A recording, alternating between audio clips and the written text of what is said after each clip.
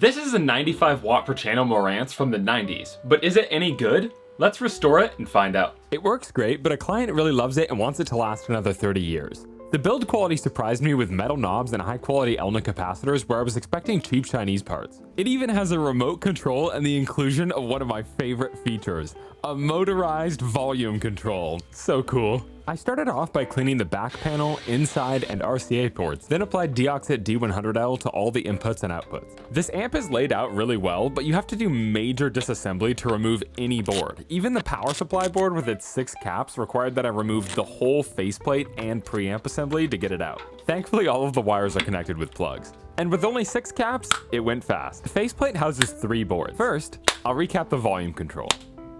Then, the tone board. And the power supply.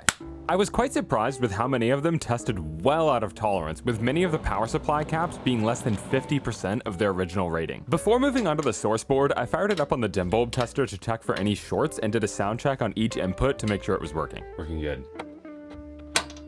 Only these 2 tested out of tolerance. Last up, the main amp.